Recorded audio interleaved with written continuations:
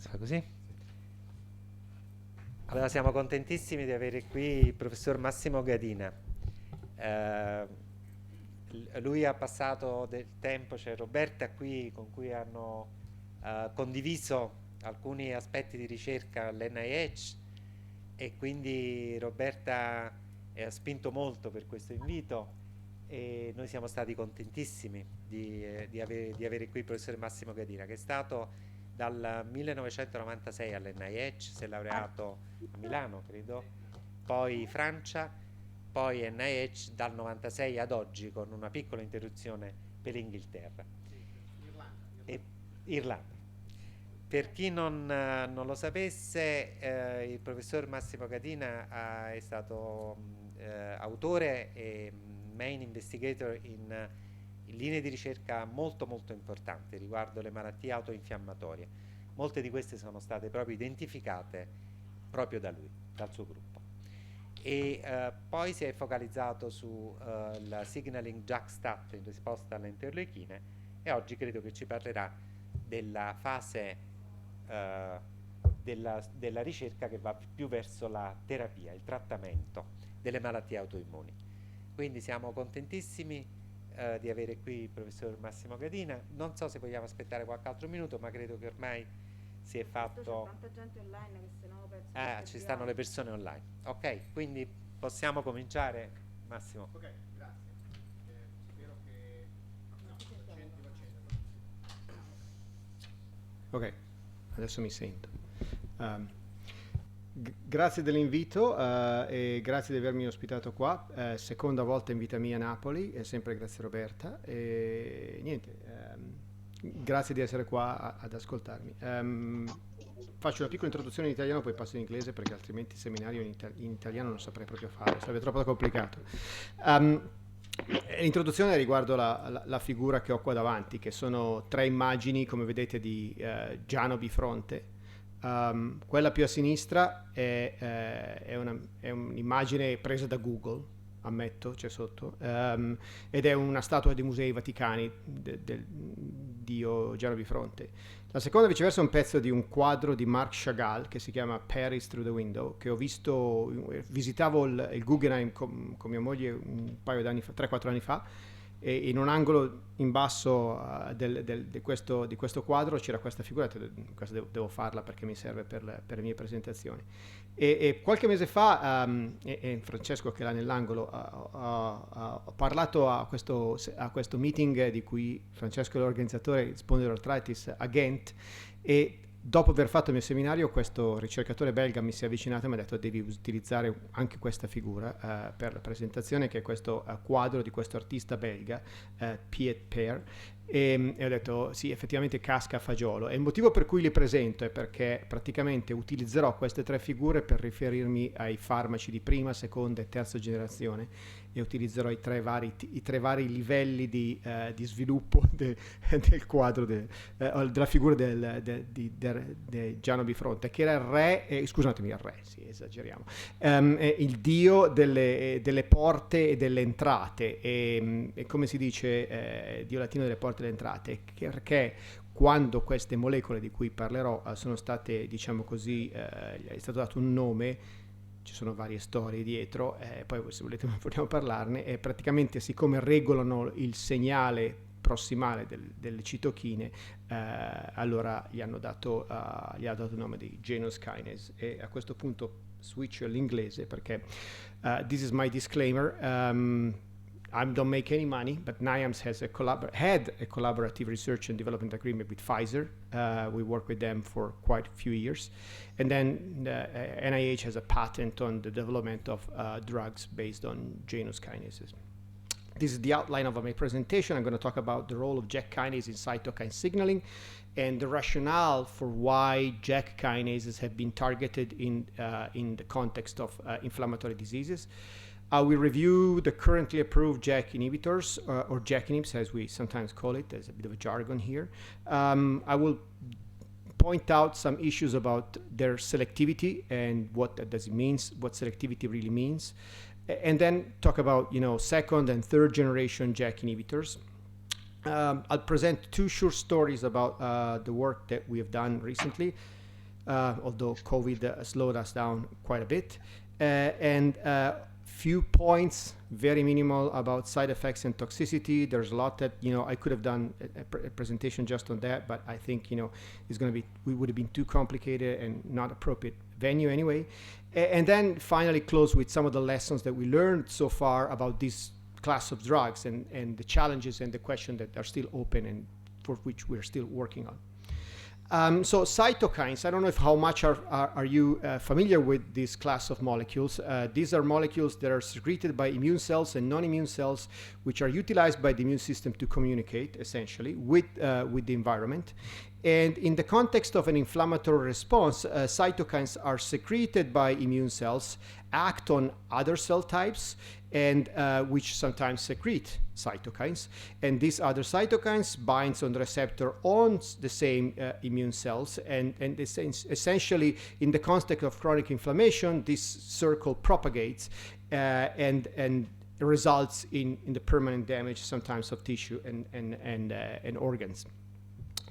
And because of their major role in the context of the inflammatory response, targeting cytokines and cytokine receptor has been exploited over the past, I would say, 25, 30 years very successfully.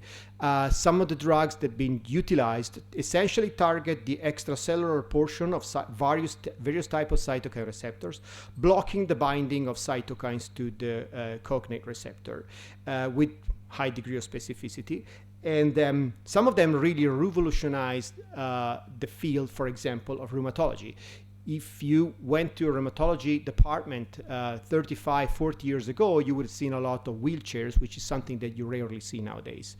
And that's thanks to the molecules, which are called biologics, which essentially are either monoclonal antibodies or fragment of cytokines or fragment of a particular cytokine conjugated to the FC portion of an antibody. And as I said, they bind to the extracellular portion of the receptor, blocking the function of the relative cytokines. Despite the success of biologics, as I say, in very important drugs, not all the patients respond. Sometimes the response is incomplete, and sometimes remission is not achieved. So about 20 years ago, 25 years ago, people start thinking about other ways to interfere with these molecules, and in particular looking at what happens inside the cells once the cytokine binds the cells. Is there a possibility to target the signaling events downstream? And that's what I'm going to be talking about today. In particular, I'm going to be focusing on this type of receptor, the cytokine receptor, type 1 and type 2 cytokine receptors. And these are the receptors that utilize the so-called JAKs and STAT pathway, which I kind of hinted already before with my Janus cartoon at the beginning. And this is it's a very simple pathway, I have to say. These are the 8 easy steps in which, if you walk away with 2-3 things out of this presentation, this is probably one of the easiest one, especially if you're a student and you're not very familiar with this. So cytokines bind to the receptor. Interferon also are cytokines, so they utilize the same type of receptor. Very topical molecules, considering the last 2.5 years. Upon binding, there is a conformational change that happens inside the cells. The receptor changes, and this results in activation of the JAKs, the Janus kinases. These are phosphotransferases, which are normally present in proximity of the receptors, and the first step is their activation. Being phosphotransferases, activation means that they attach phosphate. They take advantage of ATP and they attach it to, in this case, a tyrosine. They phosphorylate themselves, they phosphorylate the receptors, and then once the receptor is phosphorylated, it becomes essentially a docking for this family of transcription factor, latent transcription factor, which are present in the cytosol, called signal transducer and activation of transcription. Something that Roberto and I worked a long time ago together in the lab. I was looking for the picture of the three of us, but I couldn't find it. You have it, okay. Then once they're bound to the receptor, they're phosphorylated by the JAKs as well. They detach from the receptor, they dimerize or multimerize, they enter the nucleus, and they regulate gene transcription. So very easy and linear pathway, very different, for example, for the NF-kappa B pathway, which requires ubiquitination, debutyration, and so on, and many other molecules. And it's actually very conserved. It's conserved from Drosophila all the way to mammals. Actually, in fact, even slime molds have STATs. They don't have JAKs. In that case, the phosphorylation is done by receptor tyrosine kinases. But it's a conserved evolutionary. And so, kind of, this slide sort of says the same thing that I said before. This is the type 1, type 2 cytokine signaling. There are different types of receptor. Type 1 comprises cytokines like interleukins 2, 4, 7, and so on, whereas the type 2 are interferons or interleukin 10, and they're slightly different depending on the sequence of the intracellular portion. This is the second concept that if you walk away, you have to remember. So there are 4 JAKs, JAK1, JAK2, JAK3, and to mess up with you guys, TYK2, which happened to be the first that was cloned, so it was called tyrosine kinase 2. In general, JAKs works in pair. So two of them work together. Different receptors bind different JAKs, and as you can see from this cartoon, and because of the different JAKs and the different STAT molecule, then different immunomodulatory signals are generated. So there's where the specificity of each cytokine is generated. Also, the receptor expression in different cell types and so on. It becomes a little bit more complicated at that. So, but how critical in this is this? I mean, is this really important? I told you at the beginning that they regulate the inflammatory response and the communication between different cell types, but how critical it is. The criticality of the pathway became clear more or less when receptor has just been cloned, but also the JAKs had been cloned. And interestingly enough, the first JAK that was cloned, not the first JAK that was cloned, but when one of the first JAK upon the cloning of all of them, that happened in a couple of years, between 91 and 93 or so on, people knew that there were patients with mutation in the common gamma chain of the interleukin 2 receptor. Interleukin 2 shares a chain with interleukin 4, 7, 9, 15, and 21. And at the time, 21 and 15 had probably just been discovered. 21 was not. But mutation in the common gamma chain results in a disease which is called X-linked severe combined immunodeficiency, because it's X-linked, so it's all happens in boys. And these were the famous bubble boys. I don't know if you've ever seen the movie or if you heard about that. These are kids that used to be kept in a plastic bubble, in a plastic environment, completely aseptic, otherwise they would have died. It doesn't happen anymore. Thank God we can do bone marrow transplantation now, so there is a way to treat them. These boys were born with the mutation in the common gamma chain, but there were also girls that were exactly phenotypically very, very similar to the bubble boys, but they were girls. So something wasn't right. Upon the cloning on JAK3 and the discovery that JAK3 was associated with the common gamma chain of IL-2, it was critical for the IL-2 signaling. People discovered that these girls had actually, and this is one example here, had a mutation in JAK3. So autosomal recessive mutation of JAK3 recapitulate the SCID that was observed with XKID. And actually that was the very first knockout of the JAK and STAT pathway. Even before mice deficient with JAK3 were generated, patient had already been discovered and found. And because of the deficiency, results in interference, or essentially it nullifies the biological action of all the cytokines that I mentioned before, 2, 4, 7, 9, 15, and 21. As you can imagine, the effect on the immune system are pretty devastating. The most important, of course, is the defect in T and B and NK cells, mostly due to the block of interleukin 7, interleukin 15, which are critical for the development of these immune cells. So this highlighted the specific function of JAK3 in the context of the immune system. These kids were normal otherwise, except for the severe immunodeficiency. And when we all write a paper, we try to put a sentence at the end of the paper, try to justify how important is the work that has been done. We try to make it important. And so there were 2 papers that came out back to back, one in Science, one in Nature, demonstrating that patient with JAK3 mutation had immunodeficiency. And in the science paper, the author added this sentence here: the current study further suggests that any agent that inactivates JAK3 function may be a potent immunosuppressant. Well, it turned out to be true. Otherwise, I wouldn't be here talking about that, of course. And this is how it happened. It happened at a meeting, a FASEP summer conference. Meetings are important because of the science, but also because there is an interaction between people. And at this meeting, 2 people were present. One was what became my boss, still my boss, and Roberta's boss, John O'Shea, who had just cloned JAK3 a year or so before, during the weekend of 4th of July. Instead of celebrating, he went to the lab and cloned the gene. And this guy here, Paul Chengelian, who at the time had been working at Pfizer for a few years, and he was at the meeting to learn about new discoveries. Pfizer had initiated this program in which you were thinking about targeting tyrosine kinase in general for cancer or other molecules. And he heard John's presentation, and the 2 of them shared the beer at the bar in the evening, and that started the collaboration, which ended up with the development of a drug that I'm going to mention in a second. The drug is called tofacitinib.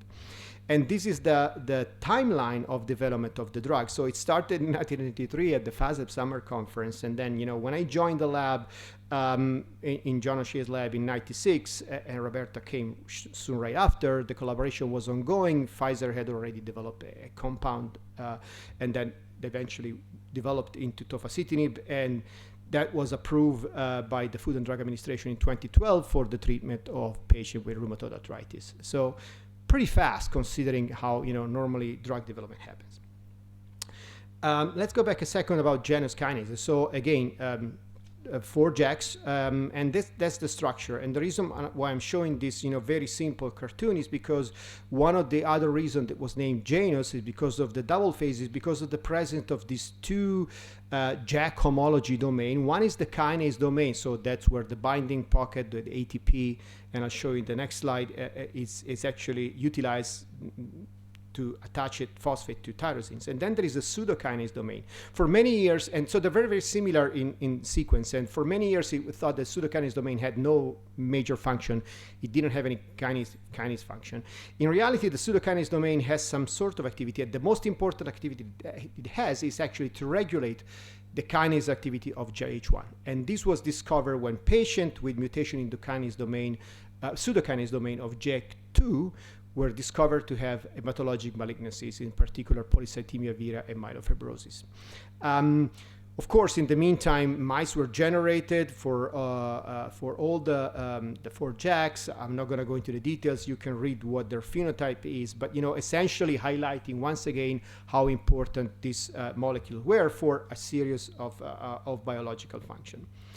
And this is actually how it works in terms of what the drug that I just mentioned, tofacitinib, does. So this is a cartoon that I borrowed from a collaborator at Pfizer, in which the crystal structure of the binding pocket, the kinase domain of JAK3, has 2 molecules inserted here in blue and pink, or whatever, purple is actually the drug, and in green and red is actually the ATP, which would be the natural substrate. And as you can see, there is a perfect overlap, especially down here in the hinge region, which allows the drugs to essentially block the function of the kinase.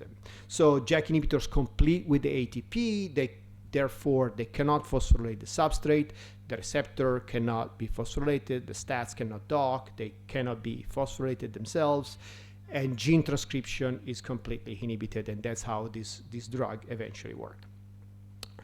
And why are we looking at these drugs in the context of immune disorders is that I have just 4 examples here: rheumatoid arthritis, inflammatory bowel disease, both Crohn's or other spondyloarthritis and psoriatic arthritis. As you can see, a lot of cytokines are involved in the pathophysiology of these inflammatory pathologies. And most of them, not all of them, but most of them utilize either one of the 2 JAKs or both JAKs or even more. So there was clearly a very good rationale for going after these molecules, a potential drug target. So the first generation JAK inhibitor, I have some of them are listed here in this cartoon taken from a review we wrote a few years ago. The first one that we were involved in the development was tofacitinib, but was not the first one to be approved by the Food and Drug Administration. In fact, the first JAK inhibitor that was approved by the FDA or regulatory agency in general is ruxolitinib, which is JAK1, JAK2, JAK inhibitors, and the reason why it was very quickly approved is because it was actually tested in patients with polycythemia vera and myelofibrosis, for which there were no drugs. So FDA approved with a clinical trial, which I think had a total of 200 patients or something like that. It was a game changer, and the FDA said, yes, this is fine, go ahead, it's approved.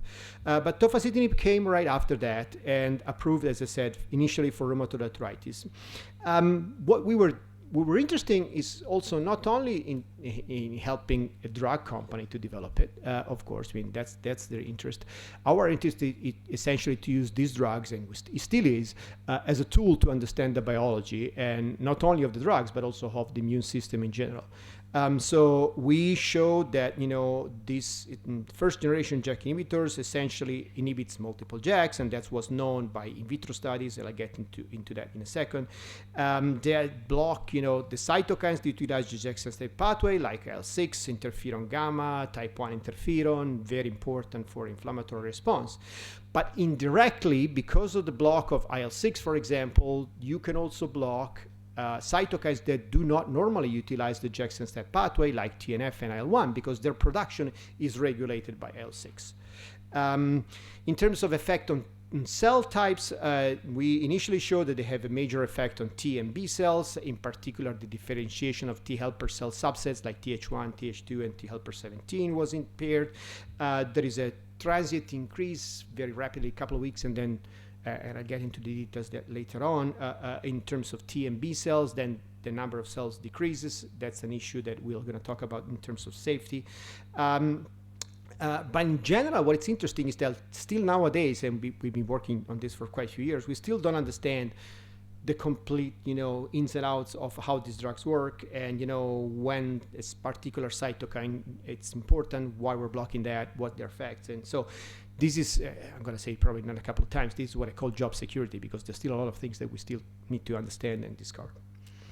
I am not a clinician, so I'm a PhD, but I'm very fascinated when at meetings I hear clinicians presenting case studies, case reports, because I think we really learn a lot from patients and studying the patients. And as was mentioned before, I was involved in the discovery of several, not major part. I play my part.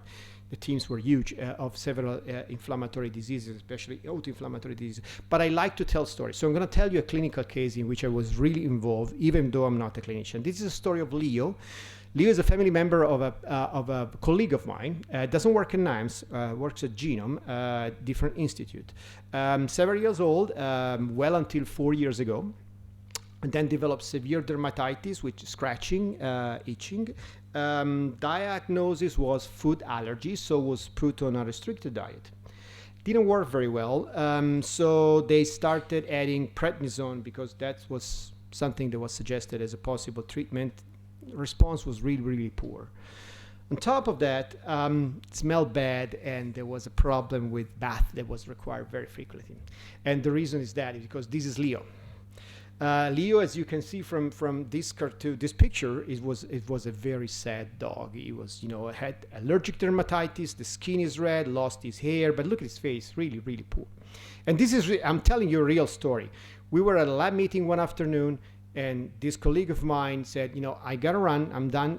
We're finished. I have to go to my veterinarian. He's going to prescribe me prednisone for my dog because I has allergic dermatitis. And I told, you might want to talk to your veterinarian. There is now a JAK inhibitor for dogs. And she goes, get out. Why they develop a JAK inhibitor for dogs? And, okay, I wrote down the name. And she goes to the vet, gets the drug right there. The veterinarian had it. And came back. This was on Thursday. I met her on Monday. And she said, you changed the life of my dog. So this is Leo after 3 weeks on a JAK inhibitor that was developed, Apoquel, from Zoetis, as a company that was a spin-off of Pfizer, completely independent now. And if you wonder why JAK inhibitors was developed for dog. It's very effective, I'm telling you. It's because in the United States, there are about 90 million pet dogs and about 85 in Europe. And I don't have a dog, I don't have any pets. But if you have a dog, if you have a pet, you're probably ready to do anything for your dog or your cat or whatever if it's sick, right? So that's the reason, the commercial reason. Another short story about this. So I was involved in the scientific advisory board for this company. They wanted to know about toxicity, so they brought me in. So the company produced enough drug when they launched on the market. They had the marketing study done, enough drug for the next 3 years. They ran out of it in 6 months, and people in the marketing department that had done the study got fired because of the lack of preparation. They ran out of it because it was so popular that all the veterinarians started prescribing. Allergic dermatitis apparently is a very common issue with the purebred dog, among other things. So that's my case report. I was involved in that, so I'm proud of it. Okay, so these are the currently approved JAK inhibitors. There are many listed here. Tofacitinib already mentioned. There are others, and you can see here there is a lot of different autoimmune and inflammatory diseases for which these drugs have been approved. But it doesn't stop there. It goes from RA, but also juvenile arthritis, ankylosing spondylitis, again, ulcerative colitis, so inflammatory bowel disease, skin diseases like psoriasis, alopecia areata, and even graft versus host disease, but also COVID-19. Baricitinib has been approved for the treatment of COVID-19 because it has an important role in blocking the cytokine storm that happens in patients with COVID-19. And I'm going to go back into that towards the end, but also it appears to have some antiviral effect, which I'm not completely sure. So, as I said, I was going to talk about a little bit about selectivity. So how selective are these drugs, towards the specific JAKs? The first generation, as I mentioned, tofacitinib, ruxolitinib, baricitinib, they're not very selective. Although you can see here, this is dendrogram of the human kinome. So over almost 600 kinases we have in our body. And this was an assay done in vitro with a recombinant kinase assay, taken and done in vitro in a tube with in this case tofacitinib, and all these kinases here were tested, and you can see the selectivity is, the IC50 is down here, so the only green dot that you see here, so where the IC50 is pretty low, is actually at the JAKs. So they're already quite selective towards the JAKs, although again for baricitinib it was said that it blocks some other kinases as well. And so tofacitinib is a JAK3, JAK1, to a certain extent JAK2 inhibitor. It doesn't block TYK2 at all, or very, very little. Baricitinib and ruxolitinib are JAK1, JAK2, selective, so to speak. The problem is that how do you measure selectivity? You can do it in different ways, and different ways give you different results. So you can do it in vitro, like I showed you here, an in vitro kinase assay, isolated kinases, isolated, and the drug. Or you could do it in cells, in vitro incubation, or you can do it in animals, giving it to an animal and measuring the activity, or you can do it in people taking drug, and not always you get the same answer depending on the assay that you do. So how we know how different it is? Well, just to give you an idea, this is taken from a review that was written a few years ago by Kevin Winthrop. It's not that new now, but it's actually I think it makes the point very, very well. So as I mentioned, baricitinib and ruxolitinib are both known as JAK1, JAK2 based on the enzymatic kinase assay, and as you can see, if you look at the IC50 here, in fact they're very, very similar.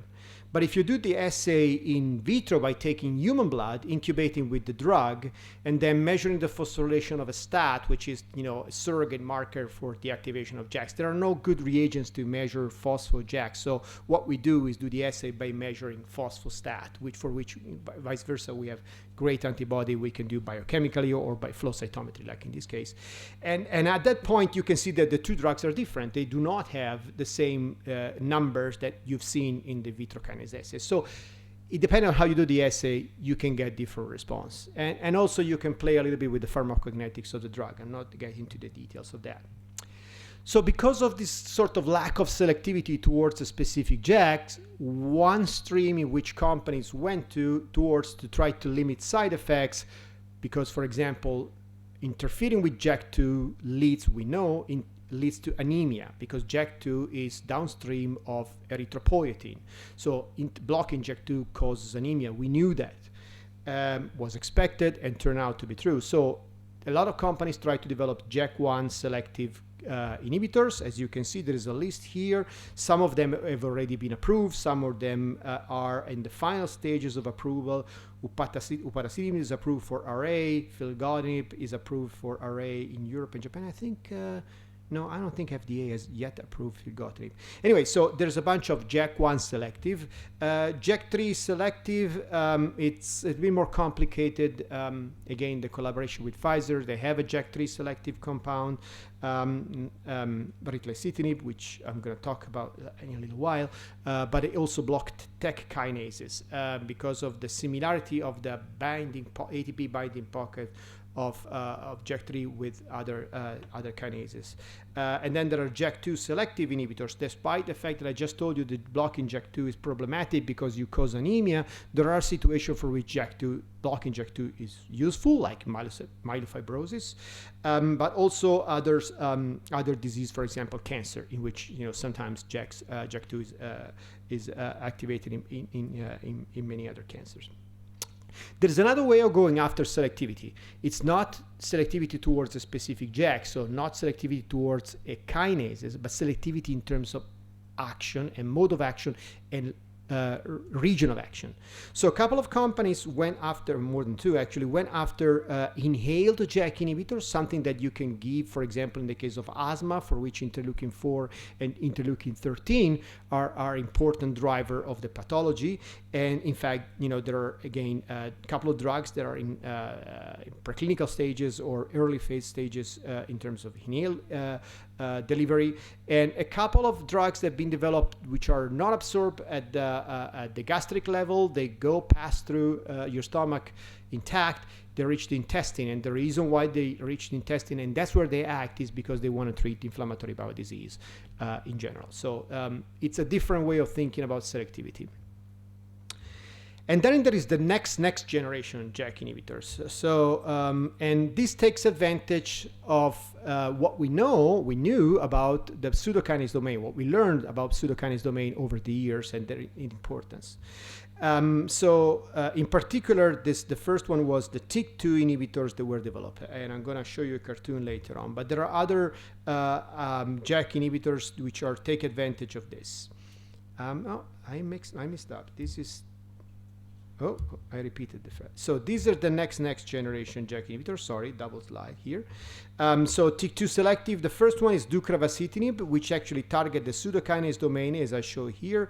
It's not targeting the kinase domain, but the pseudokinase domain. And by interacting with the pseudokinase domain, it blocks the activity of the kinase. So it's essentially an allosteric mechanism of action.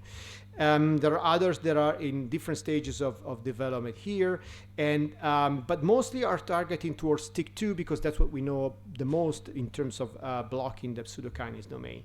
Deucravacitinib has actually been approved for plaque psoriasis, and it's in some late phases studies on other, in particular lupus, I think they're going after, and other inflammatory disease. And very recently, there is a very interesting paper that came out from the Scripps Clinic, in which they essentially this was a lead compound only. I don't think it has a good pharmacological profile, but they were able to target the pseudokinase domain, so achieve an allosteric inhibitors for JAK1, which is, I think, would be a very good drug if developed. Very, very interesting. Couple of stories of what we think, what we do, and we think it's important in the group. So the first one is it's a big collaboration. Started with our study and then turned into a big collaboration, and the other one is our story. So we were very interested in lupus, systemic lupus erythematosus, which is a autoimmune disease. It's a systemic disease, and it affects many organs, and it could be very deadly, of course. And as you can see from the cartoon, there are many immune cells that are involved in the pathophysiology of lupus. And many of these errors here are cytokines that utilize the JAK-STAT pathway. So a few years ago, we thought about, okay, how about to see if our drug, tofacitinib, that we were working with Pfizer with, works in a mouse model of lupus.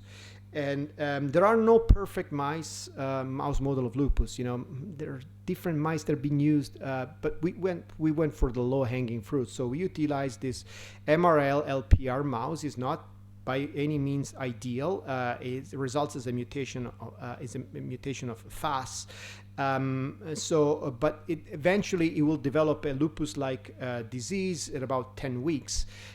So we started treating the mice with tofacitinib twice a day by oral gavage, going up to 8 weeks of treatment. And this included Saturday, Sunday, holidays, snow days. Actually, one day I had to go and pick up a person that didn't have a car to get to the lab, but there was half a meter of snow on the ground. But I had a 4x4, so I was able to take it to the lab because she had to gavage the animals. And these are the results. The results have been published a few years ago, but I think it's important to show that the mice that were gavaged with tofacitinib develop a diminished pathological features in terms of deposition of immunoglobulins and complement in the kidney, the skin. You can see here the fur is it's almost normal compared to the mice that received the vehicle, and even the microscopic level infiltration in the kidney is also of immune cells in the kidney is decreased, and there's a bunch of other parameters that we measure, and we show that it, in fact, were ameliorated by giving the drug. Again, paper published. What's interesting also is what it's in the right side of my slide here. We collaborated with Mariana Kaplan, an investigator at NIAMS, and this work was by Yasko Furumoto when she was in my lab. But in collaboration with Mariana Kaplan's group, she's interested in neutrophils, and she's an expert in neutrophils netosis. Neutrophils are immune cells that normally are important for protecting us from bacterial infection and so on. And then when they encounter bacteria, they release this contact of their granules, so a lot of proteases, along with DNA, so they entrap the bacteria, and eventually this get digested by macrophages and other immune cell types. But in a case of lupus, the netosis is something that happens independently of an infection, and that results in damage at several levels, organs, and in particular at vascular levels. So the endothelial lining of our vascular system gets damaged by this netosis process. So we looked at that, and we showed that if you take neutrophils from mice that receive the vehicle, they release a lot of nets. But if you take the neutrophils of mice that receive tofacitinib for 8 weeks, they receive quite a lot less nets. And also we looked at the vascular effects. So we measure endothelial dependent vascular vasodilation. So we took the aorta, and this was really interesting because in the lab, when these mice were taken down, somebody was taking the spleen, somebody was taking the kidney, the other one was taking the aorta. So we took the aorta, we induced maximal constriction with acetylcholine, and then with phenylephrine, sorry, and then induce vasodilation by titrating in acetylcholine. And as you can see, the mice that the received tofacitinib almost overlap the strain that it's very similar to the MRL MPJ, which is a control strain that does not develop the disease. Whereas the mice that got the vehicle, they do not behave very well. This prompted us to helped us to convince Mariana and other clinicians at NIAMS to write a clinical protocol and start a clinical trial and try to see if it worked in humans. So we designed this small, I wasn't just not involved in that part at all, I'm not a clinician, a small phase 1b clinical trial in 30 patients diagnosed with moderate lupus. 20 patients received tofacitinib, 10 patients received placebo, and the 20 patients received tofacitinib were further divided with the presence or absence of a polymorphism in STAT4, which we know had been associated with a more severe form of the disease. Sorry, I had a slide on that. So we gave the patient tofacitinib for 8 weeks, like we did for the mice. And then after the 8 weeks, we stop and we looked at them again 4 weeks after stopping the drug. And we did a lot of mechanistic study on samples collected by these patients, deep immunophenotyping and so on. My group was involved in measured targeting engagement, but also we did RNA sequencing. And then we also look at the vascular effects as well. And this was a study that was led by Sarfraz Hasni at NIAMS and also in collaboration with Betty Diamond. And so, as I said, one thing that my group was critical is to look at target engagement. What does it mean? We know that the drug blocks JAKs. We know that, we can do it in mice and, show that it blocks, or in cells that blocks the phosphorylation of STAT. But does it really happen in people that take in the drug? So we measured the phosphostat, and in particular, in the case is phosphostat 1. In our case, phosphostat 5 was a control. We were not expecting to see anything. And these are the patients that before starting the drug, these are after 2 weeks taking the drug, the phosphorylation of STATs decreased because there was a blocking of the JAKs and STAT pathway. So we were actually engaging the target with the drug. That phosphorylation remained low until they stopped taking the drugs, and 4 weeks later, the phosphostat went back up, meaning we no longer had a blocking of the pathway. Something similar was observed at the level of gene induction. We did RNA sequencing, a lot of data, a lot of information, too much information, and then eventually we decided to walk back and did something a little more targeted. So we took a nanostring approach. We took the same RNA and reassessed a panel of 37 interferon-dependent genes. The reason why we look at interferon-dependent genes because type 1 interferons are very important for the pathophysiology of lupus. And so these are essentially the expression of these 37 genes, fold change measuring patient receiving tofacitinib or placebo. And you can see the patient that received tofacitinib, the expression of the genes was decreased, was low. Comparing day 56, which is the last day they took the drug, versus day 1. Patient, vice versa, that took placebo did not show any decrease on the expression of these genes. And interestingly enough, when we stopped the drug and went back and looked at 4 weeks later, some of the genes were still low compared to the patient with placebo. And then, we'll also look at NETs in the samples of these patients. And interestingly enough, there was a reduction of NET release even in the patients. And it's actually, this was associated with the STAT4 allele that we were interested in looking at. And then we also look at cholesterol and lipoprotein levels, which is something that we were interested in looking at. And always for the possible cardiovascular effect. And we saw that the serum cholesterol level went up. It's not bad, because in lupus normally patients are low in cholesterol because of the high inflammation. Not only that, it was actually the good cholesterol that went up, and the good lipoproteins, and increase also in cholesterol efflux capacity. Again, this was published just last year. So in summary, we show that not only the drug was well tolerated, we didn't have any side effects, there was no worsening of the disease. We didn't measure response. That was not the purpose of the trial. It was not one of the aim of the trial. We just look at toxicity was our main concern essentially, and we didn't see that. It was a safety study, and but nonetheless we were able to do some mechanistic study, as I just showed you, showing the STAT4 risk allele actually was associated with greater netosis and greater response to tofacitinib, and the effects at the level of lipoprotein and so on.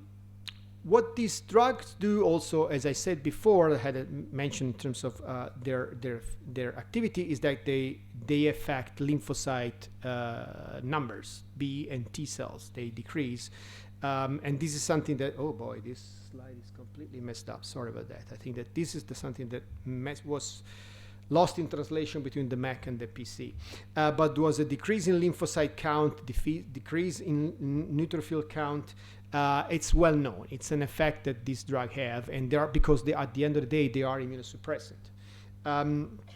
And we were particularly interested in the effect of NK cells.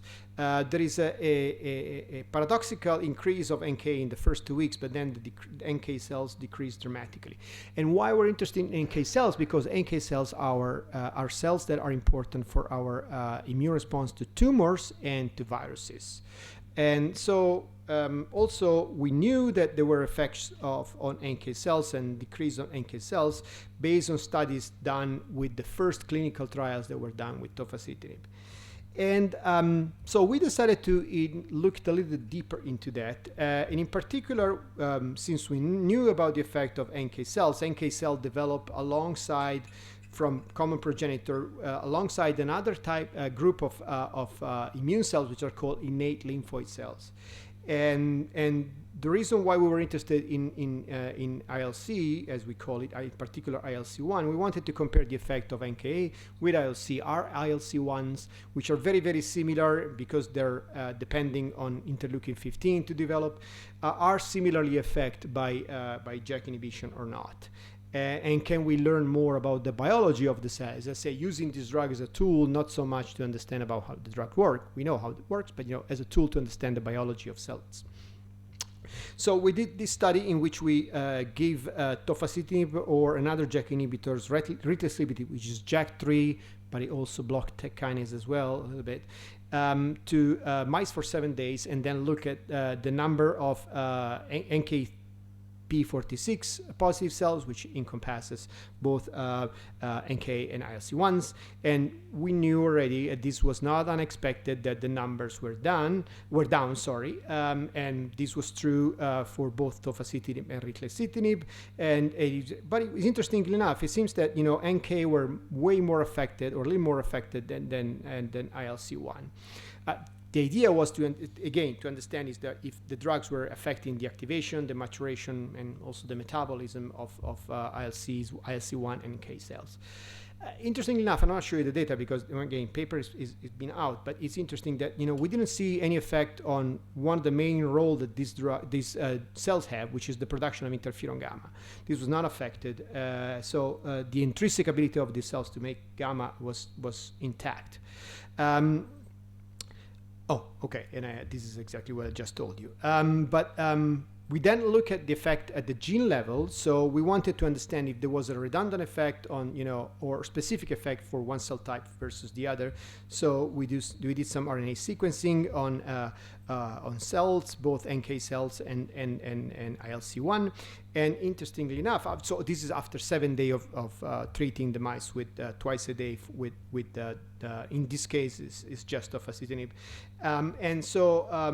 We saw a downregulation of some of the genes that are important for NK survival, not surprisingly, because we know that the cells were disappearing, in particular BCL2 and BCL21, and also Ki67, which is another marker of proliferation. In terms of identity genes, which genes are essentially they are associated to identifying a specific cell type, particularly NK, we didn't see any change, with the only exception of granzyme B, which is a typical NK marker. And then when we compared what the results between NK and ILC1, a lot of the genes were shared, but strangely enough, and we're still not understanding it, and we're kind of sort of investigating this, COVID permitting. Some genes that were associated, that were specific for ILC1 were not affected by the JAK inhibitors, where others, again, BCLs and so on, were affected. So at the level of transcription, this drug, in particular tofacitinib, alters the transcriptional response for both cell types, but it has a strong effect on cell survival. Interestingly enough, it seems that the effect on cell survival is stronger on NK cells than ILC1. It seems to be that BCL2 level in ILC1 are higher to begin with, so even if they are decreased, there is not a dramatic decrease, not enough. As I mentioned before, I think that JAK inhibitors are being now utilized to treat patients with COVID. I think this is timely, and the way that it was discovered was through a study done with artificial intelligence. so they say, although there were a couple of papers out before this paper, they came out claiming the artificial intelligence discovery, showing that JAK inhibitors can block some of the kinase associated with the ACE2 receptor signaling. But in any case, their effect is clear because they block the cytokine storm that happens during the SARS-CoV-2 infection. But this study and others that were done, many clinical trials, led to the approval of baricitinib. For now, tofacitinib seems to have some effects as well for the treatment of patients with COVID-19. Okay, a little bit about toxicity. These drugs are not without any side effects at all. They are immunosuppressant, as I said. They decrease the number of immune cells, so they lead to infections. Some of them, are potentially severe.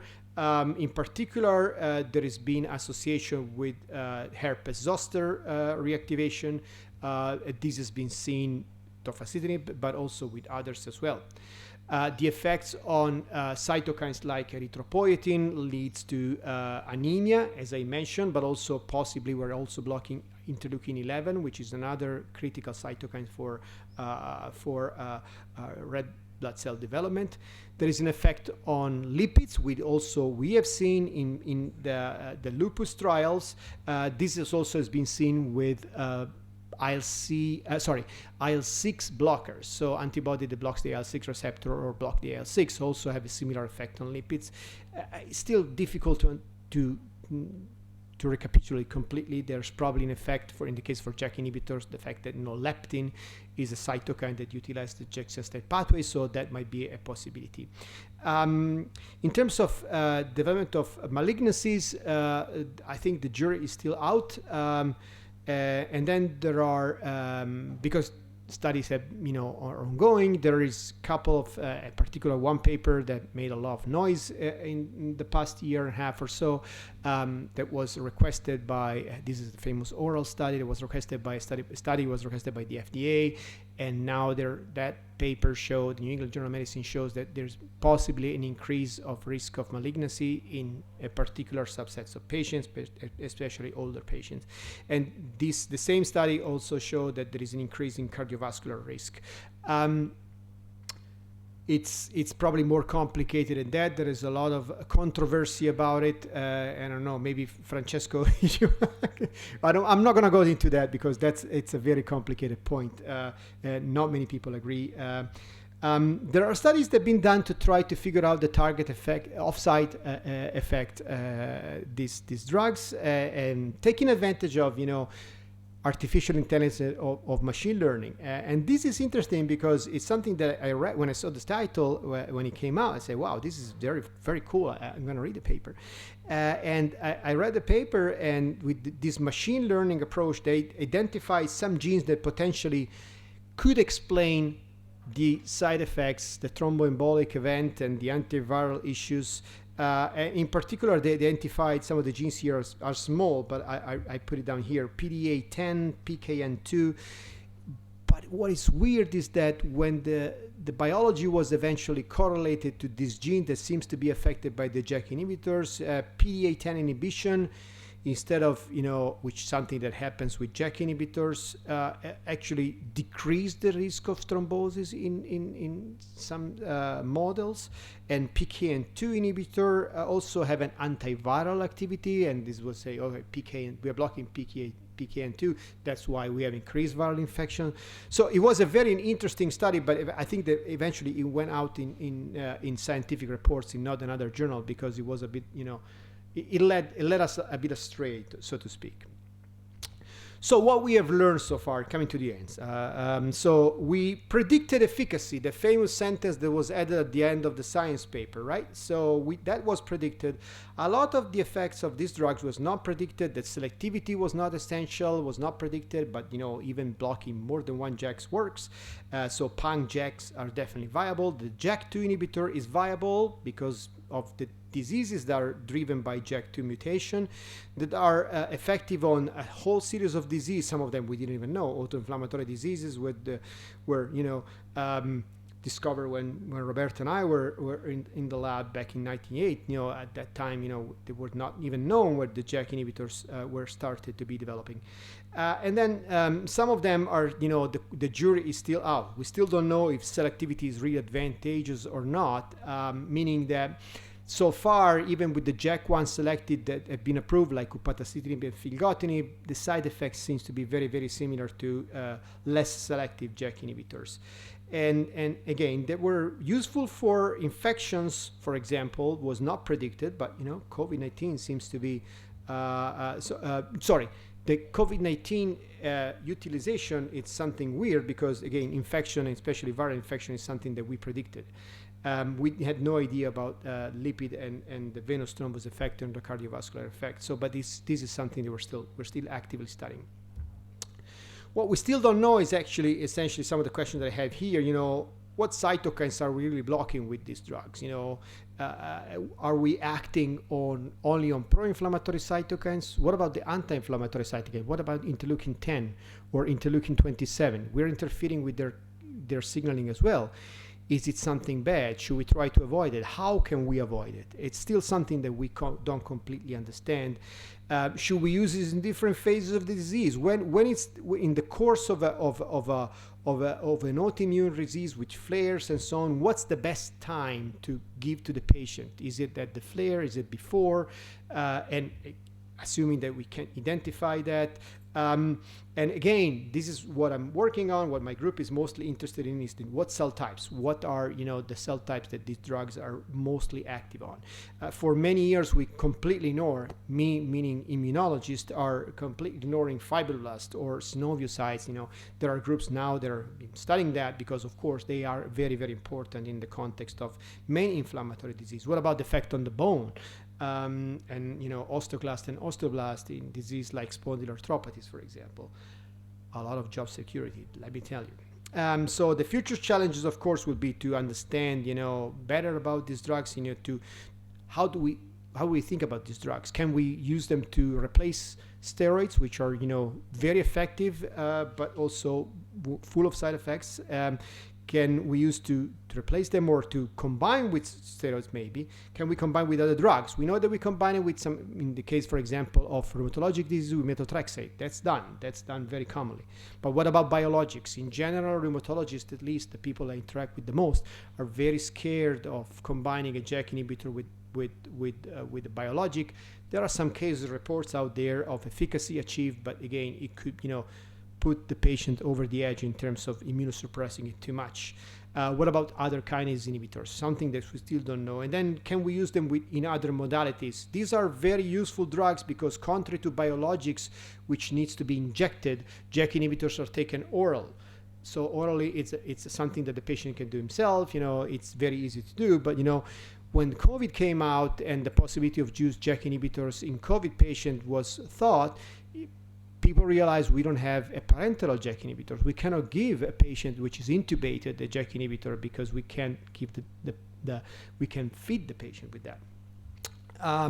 The organ-specific activity I mentioned, and again, and this is something that I'm also actively studying, what can we measure to optimize and predict the activity in the patient? I think this is the question number one. So what should we look at to see if a patient has a possibility to respond or not? Because not all the patients respond to JAK inhibitor. Some of them start to respond and they no longer respond, like it happens with biologics.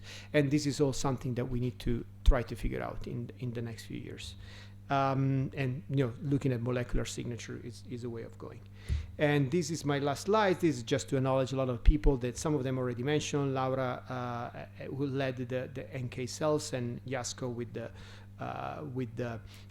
lupus studies, other people in the lab, and in collaboration with Mariana Sarfraz, John O'Shea, our scientific director, and people at Pfizer, and also Valentina was involved in the study with the clinical trial, phase 1B clinical trial. And I think I'll stop here and I'll take any question. Thank you so much.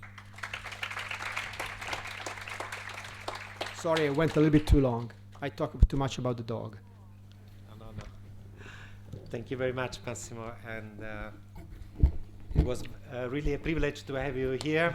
And I'm sure that some people have some questions. And also people from remote.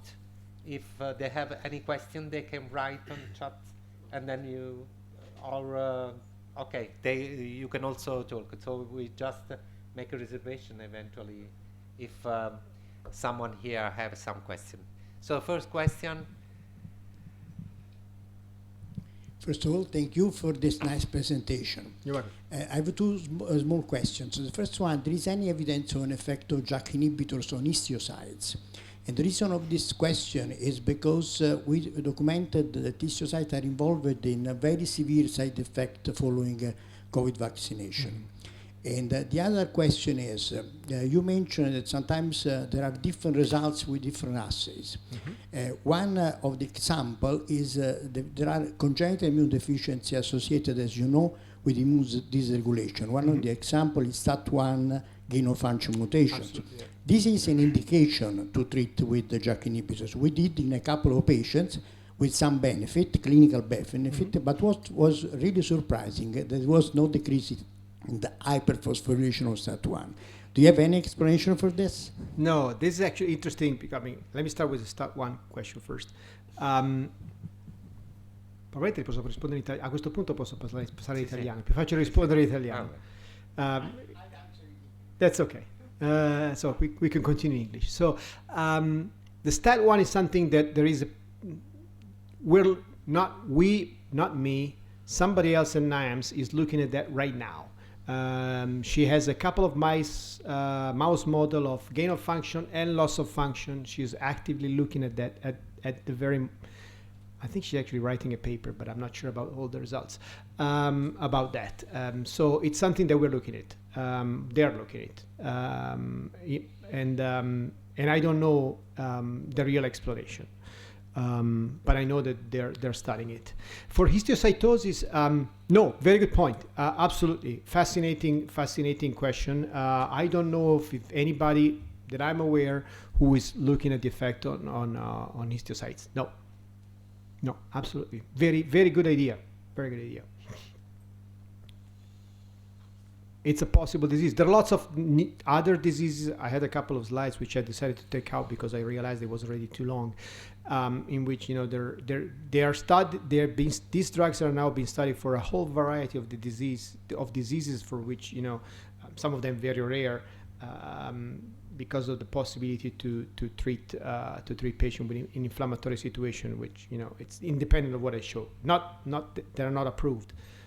Myositis and dermatomyositis and so on. Another question? Okay. Francesco. Massimo, many thanks for your presentation. It was really better than the GAN presentation. Thank you for the update also with the new data that you presented. Just a few questions. The first one, data on SLE are really interesting. Baricitinib and Eli Lilly stopped the research program of baricitinib in systemic lupus. So it seems that the primary endpoint was reached in the first study, not in the second study, but not a lot of secondary endpoints were not reached. So how you can reconcile your data with the bari data? The second question is related to the JAK selectivity, which is a very interesting and fascinating story, at least from a theoretical point of view. But if we think about just the structure of the combination of JAK1, JAK2, and so on, how, just from a biological point of view, it's relevant, the selectivity, because if you block JAK1, you at the same time block the other Janus kinase associated with the same receptor. So it seems to be just a fascinating story, but not biological relevant. No, it's not. It's not so straightforward. I mean, people go after JAK1 because it's utilized by many cytokines, many more cytokines that have a potential pathological effect, and that's correct. That's true. But it's true that as I have, JAKs works in pairs. Most of these pairs are heterodimers, meaning that it's JAK1, JAK2, or JAK1, JAK3, or maybe sometimes TYK2 is in there as well. So yeah, you block one, but you have the other one.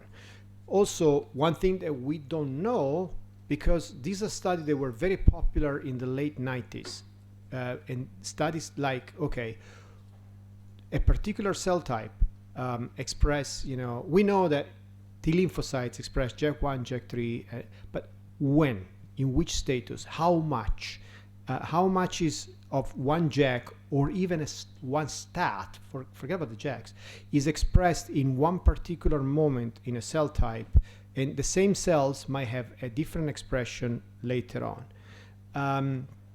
So yeah, it's way more complicated than that. We really don't understand that at all, because those studies went out of fashion. People don't do that because you don't get to publish in Cell Science or Nature or Nature Immunology.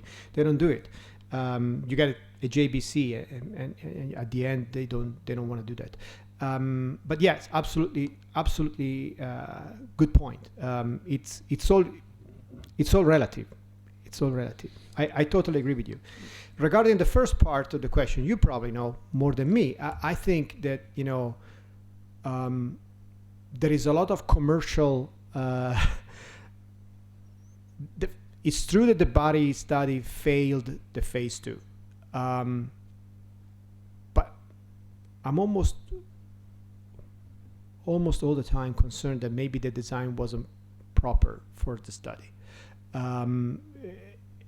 A lot of studies that failed, for example, in lupus, failed for poor design, and also because of the heterogeneity of the patients, which are extremely complicated. And a good stratification for lupus, it's critical, and sometimes it's not achievable. But I also think that there is a little bit of commercial idea that why going after lupus, because they might think that deucravacitinib is going to leap them over and become a more prescribed drug, assuming that it passes and it gets approved. I think it will get approved, but that's my personal opinion. I think that the latest study they were shown, the latest paper from what's his name, the Australian guy, that just came out that showed it works very well in lupus. So just one more question, is it possible? Yes, bye. Always regarding the specificity, because just from a theoretical point of view, JAK1 inhibitors, can you predict that JAK1 inhibitors do not work in spondyloarthritis because they do not block JAK2, they do not block the IL-23 axis, and we know that the IL-23 and Th17 axis is pathogenetically absolutely relevant in spondyloarthritis. True. But clinical trial demonstrates that they work, and work very well. Yeah. So again, the JAK selectivity is just a relative story. Absolutely relevant. Absolutely. The paradoxical in spondyloarthritis is that when you block IL-23, it doesn't work very well. But if you block 17, it does. So for that particular disease, as you know better than me, it's way more complicated. The blocking of the JAKs also, it's interesting because I don't know if you remember, there was a slide that I presented in Ghent that I didn't show here because it's not pertinent for the audience. But if the Travis paper showed that blocking 24, try the effect of JAK inhibitors on IL-12 and IL-23 wasn't great, but it was done on whole blood. So depends on which cells you look at as well.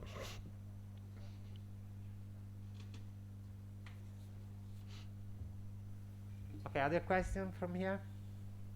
Because there is a question from remote. And then there is one mine. Okay, so JAK-STAT also mediate GH receptor signaling. Can we expect short stature as side effect of JAK inhibitor, especially when used in children? Okay, so that's an interesting question because that's GG. I don't know. Giuliana Giardino. Okay. Thank you, Giuliana. It's a very interesting question. So I can bring an example from the clinics. I have a colleague, Rafaela Goldbach-Mansky, with whom I collaborated in the definition of a couple of autoinflammatory diseases. One is called Kendall, the other one is called Savi, and these are diseases that are due to mutation in particular genes. And one of the features of these kids is that it's growth retardation and small stature. And the reason why these kids are short is, and besides many other things, is because of the high inflammation. But that was one of the concerns that the IRB raised when she proposed to treat patients with these kids with JAK inhibitors. And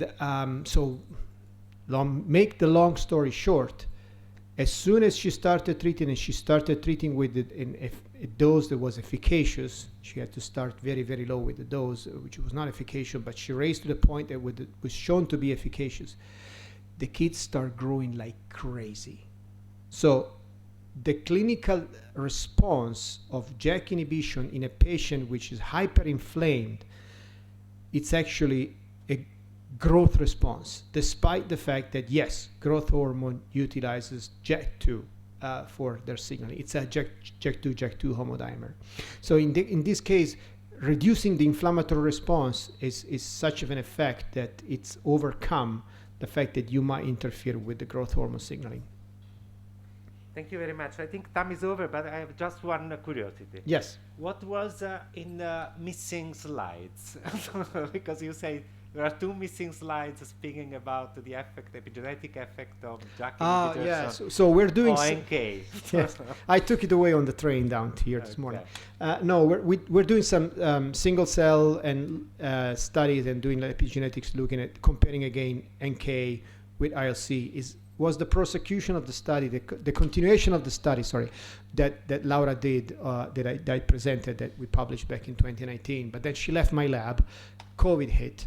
I haven't replaced her with somebody who's the same expertise yet, so that's why we haven't done it yet. And these were preliminary data. Say, I'm going to show preliminary data. Okay. I'm not going to show preliminary data. It's been too long. I don't remember exactly how this experiment was done. Before getting questions that I cannot answer, I decided to take it away. Sorry. Okay, thank you. Thank you Sure. very much. Thank you.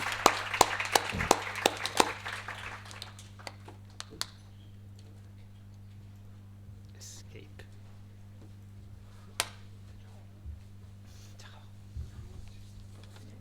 Grazie. Grazie.